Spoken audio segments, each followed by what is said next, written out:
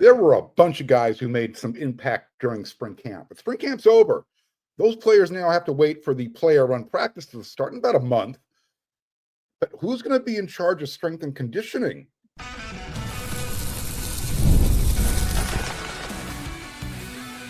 You are Locked On USC, your daily podcast on the USC Trojans, part of the Locked On Podcast Network, your team every day.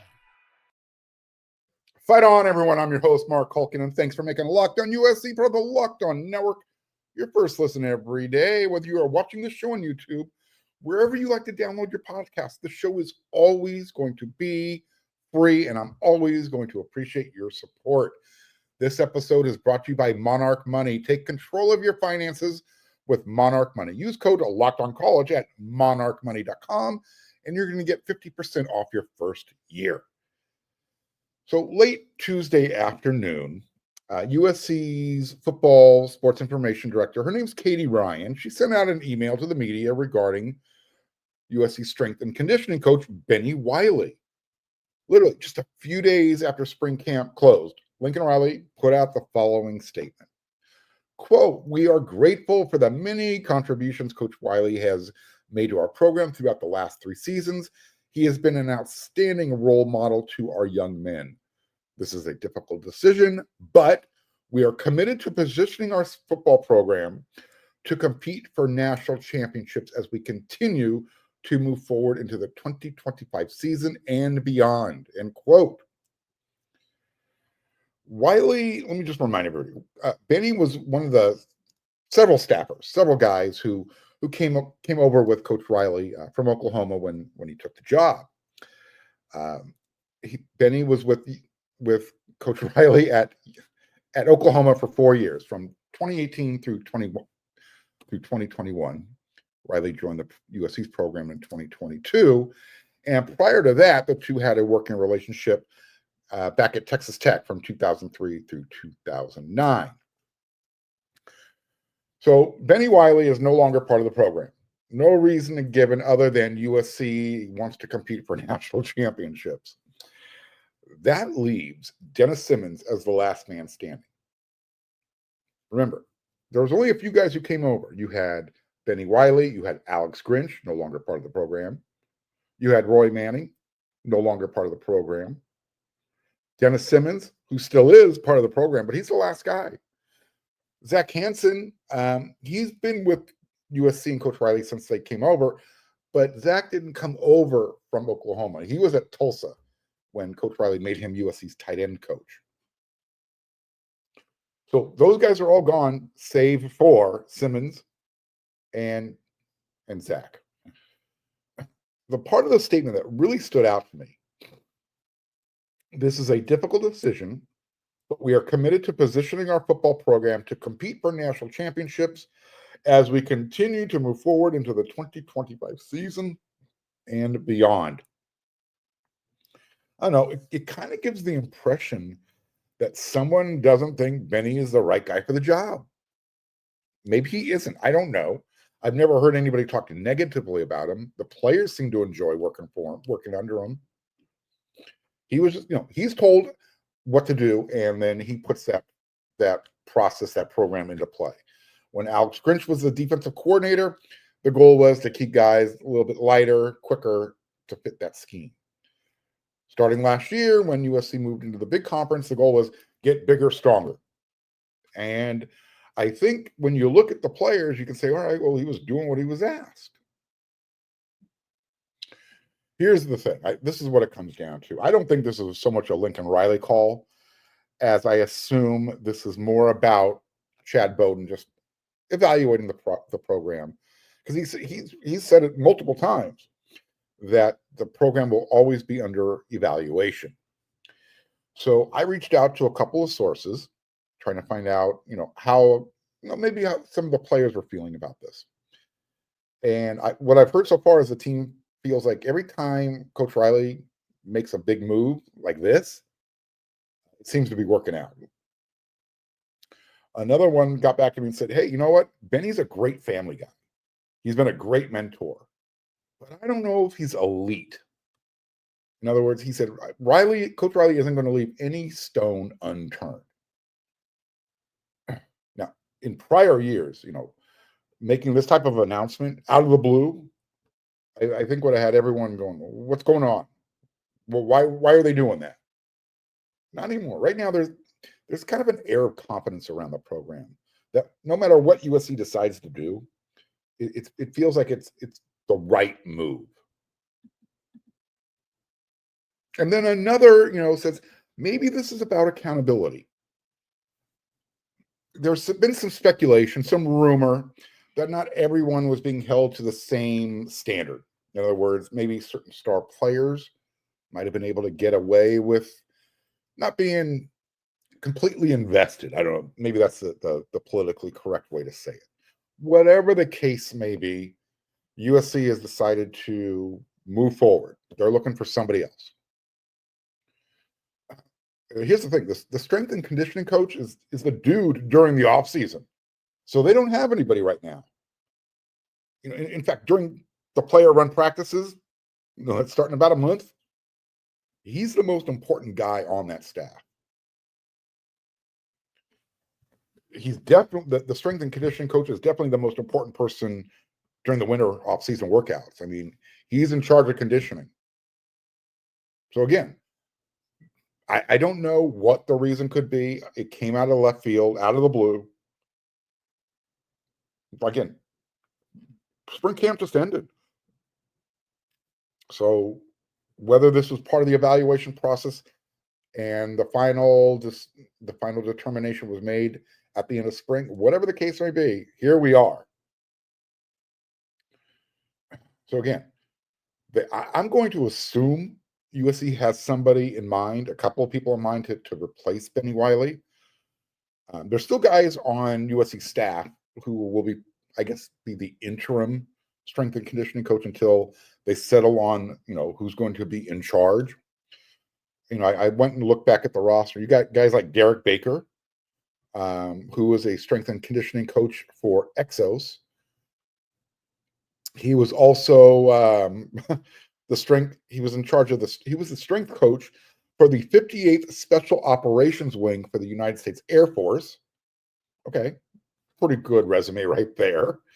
And back in 2022, he was New Mexico's Director of Athletic Performance. Baker supervised and led all strength, speed, agility, and conditioning programs for that football program.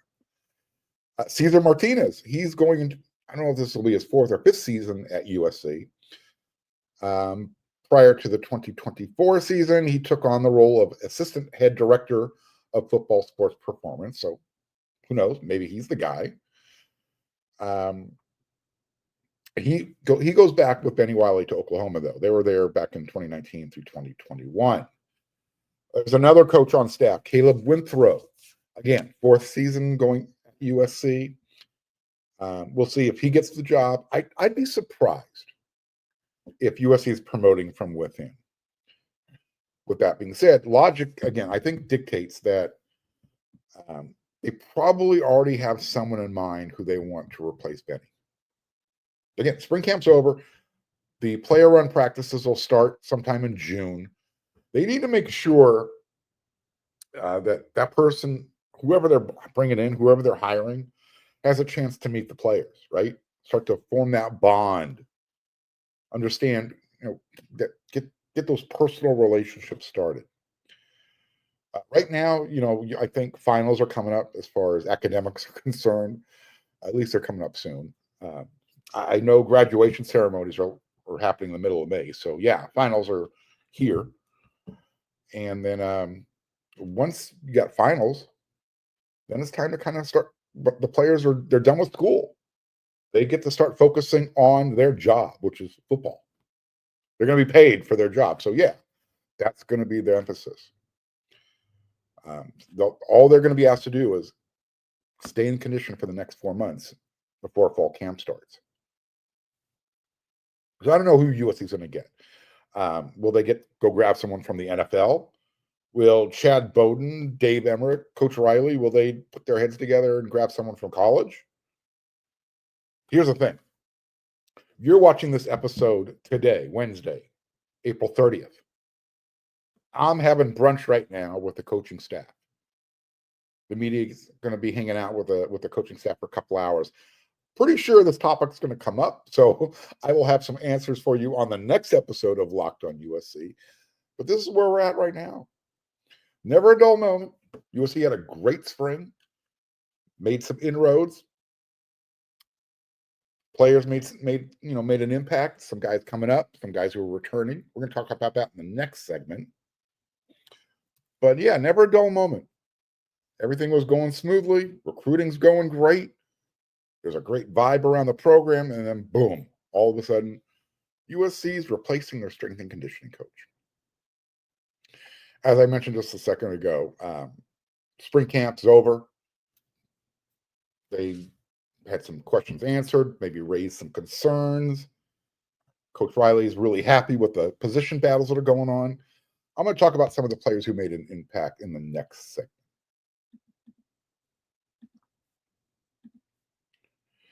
I check my bank account all the time, and every now and then I look around and go, man, where did all the money go? Well, between dining out and online shopping and entertaining and traveling, it's easy to lose track of your money. That's where Monarch Money comes in.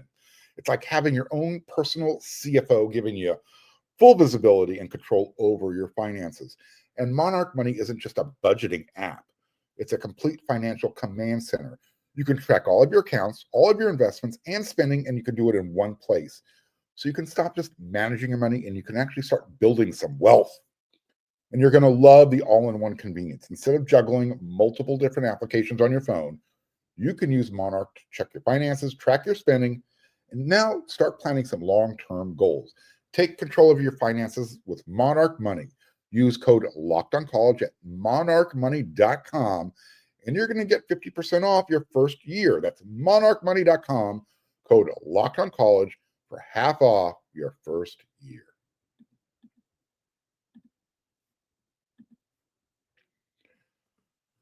USC is really happy with their roster players right now. They've been recruiting well. They've hit the transfer portal in just the right spots. So you're starting to see a bunch of guys who made an impact, during spring. And they made an impact for different reasons.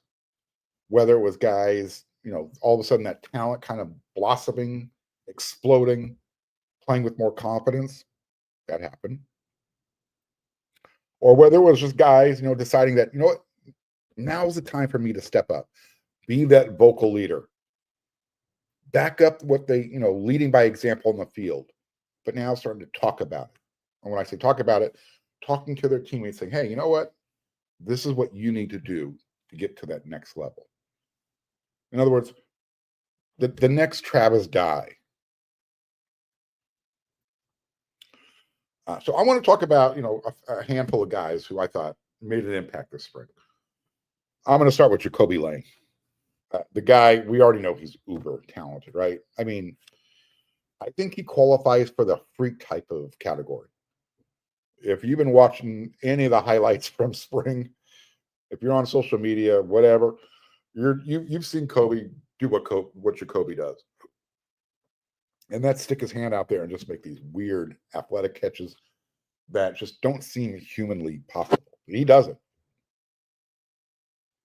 He just makes plays. I mean, throw him the ball and he'll make that play 9 times out of 10. Heck, even Hunter Echols, former Trojan, linebacker, defensive end, he's on the Jacoby Lane bandwagon. You have to go check out his film review. Do me a favor, though. Turn the volume down if you're at work. It's not safe for work. Lots of colorful language, but he gets the point across very, very, very well. And I agree with everything he said. I already knew what Jacoby was capable of. I've been calling him USC's best wide receiver since he arrived. But this spring, he decided to take on a bigger role, a more vocal leadership role. Talked about it on the show before. He's now holding players accountable, making sure that time management is understood. He had that one incident during one of the spring practices where he noticed guys weren't taped up. And he let everybody know, hey, if I can make the time to be early and get taped up for practice, so can you. It's those little things. Someone else, Cameron Fountain. true sophomore. Now, this might not seem real significant, but again, he's a true sophomore, second year in college. He grew up over the winter. You might have seen, he bought his mom a new car, had it delivered to her home. Look, for me, I don't know if I'm ever going to get used to college players buying parents their cars, but that's the world we live in now. Remember Juju Lewis? He bought himself and his dad a car when he was in high school. That's how much money's at play. Anyways, that's a whole nother rabbit hole. But that was just one of those little moments of maturity there. All right, he's taking that time out to say thank you. And then during a recent spring practice, the staff said, you know what? Let's put a microphone in Cameron for practice. Let's see how he handles that type of vocal leadership role. Physically, I don't think anybody would disagree. Cam is ready to be the dude on the defensive line. You'll look at him and go, all right, that looks like an NFL guy.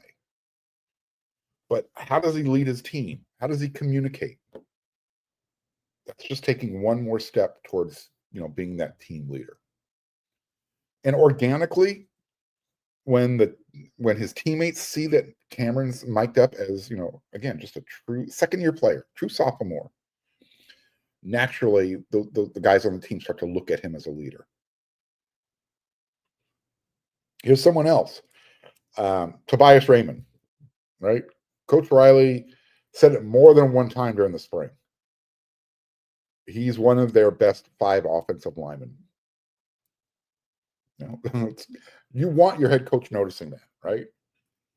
So whether it's Tobias at right tackle, whether it's going to be Justin Taonu, those guys made an impact. They got a taste playing in the bowl game last year against Texas A&M. They carried that over into spring camp, and Tobias just is constantly being, his name's being brought up. And here's something else.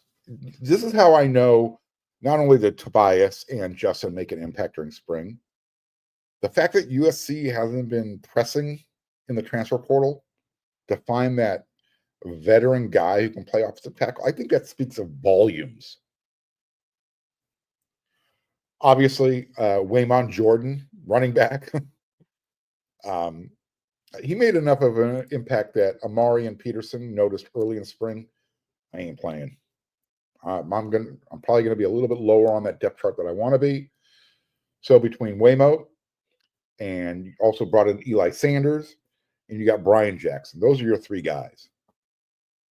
But the talk from Waymo, what he's shown during the spring in his limited time is, he's going to be a problem.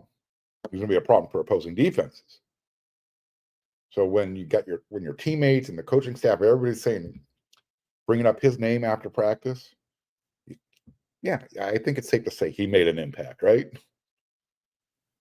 Everyone's wondering, when's Mark going to mention Thanos? Here I am. Here we go. Defensive lineman Jakeem Stewart.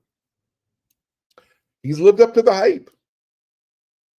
After all the attention he earned during that recruiting process, he didn't come in, with a big head. He came in humble, ready to work. And that's been the biggest thing that everyone's noticed about him, his work ethic. It's been off the charts, right? And it's not just his defensive lineman teammates who have noticed. It's the guys on the offensive line as well. Don't forget, he's still 17 years old. He should be going into his senior year of high school this upcoming season. Instead, he's learning how to play 2 positions on USC's defensive line. So there's been some growing pains, but I think for the most part, he's held his own. I talked about, a little bit in the spring game review, the Trojan Olympics. He had a couple of tip passes at the line of scrimmage.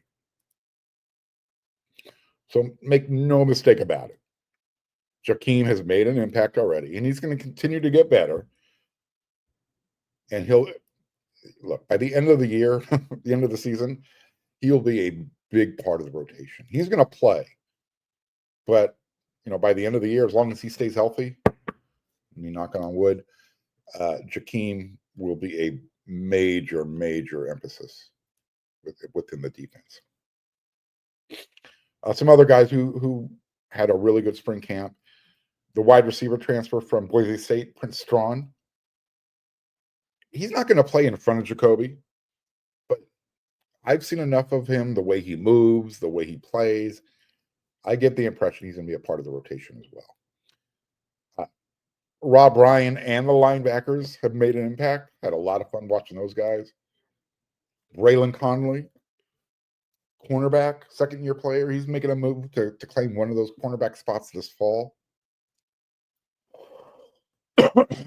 Been a bunch of guys who kind of, made an imprint, put their foot down, and caught the coach's eyes, caught their teammates' attention. So those are just a handful of guys I wanted to talk about. You'll see when you're done watching this episode of Locked On USC, if you head on over there to wearesc.com and you take advantage of that $1 subscription special that we have right now, you're going to see a couple of articles from Eric McKinney. One about the guys who are returning, others who are newcomers on the same topic. Go check it out. It's a good read. All right, we got one more segment to go here. And like I said, something we're going to talk about here is we talk about recruiting all the time, but I haven't talked about a commitment lately. Let's find out why.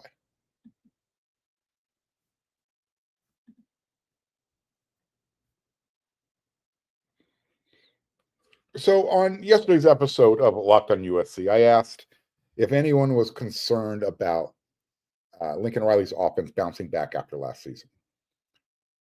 Now, that was the first time in Coach Riley's head coaching career, going back to 2017, that his offense failed to score 40 points per game. I know 2021, the Sooners only scored 39 per game. Let's not split that here, okay? 39 points, 40 points, we're in the same boat, right? But, shifting gears a little bit, I'm not concerned that USC's offense isn't going to bounce back. I don't think they need to score 40 points a game.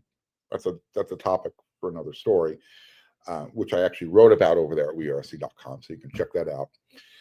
But it's been a while since USC got a public high school recruiting commitment. In fact, it's been over a week since Cannon Smith, the offensive lineman from Colorado, made his pledge. Let me remind everybody, USC has 23 guys committed so far. Cannon Smith, Vlad Diakonov, Deshaun Rideau, Jake Johnson, Cohen Brown, Tom Tapui, Malik Brooks, Chase Dinas, Jamian Winfield, John Fafita, Eason Tafa, Trent Mosley, Samodi Kataonga. You've got Jonas Williams, Xavier Griffin, RJ Sermons, Brandon Lockhart, Braden Jones, Madden Reardon, Joshua Holland, Sean Alston, Andrew Williams, and Dramiron Tron Baker. So the question is, who's next? If 35 is that target goal, that number that they're shooting for as far as high school recruits are concerned, who's going to lock up their spot? There's only 12 spots left, right? I'll tell you what, I think it's going to come from this group. These are the names that have been compiled over there at wearesc.com. You got Ryder Lyons, you got Kenai Pepe, Malachi Lee, you have Talanoa Ely, Samuel Utu, Luke Sorensen, you've got Kevin Ford, Kari Wilder, and you've got, I mentioned the name Roderick Tazino, the wide receiver from Louisiana, linebacker Sean Scott from Mater Dei. Tell you what, if I had to pick one, I'm going with either Elbert Hill, the cornerback from Ohio, or Kenai Pepe. I have no inside information, none whatsoever. But both guys, when they decide to make their move, they're going to make some noise with their commitment. Look, bottom line is USC should not be able to go into the state of Ohio and take their best running back. They did that with Sean Alston. They're going back for seconds with their best cornerback, Albert Hill.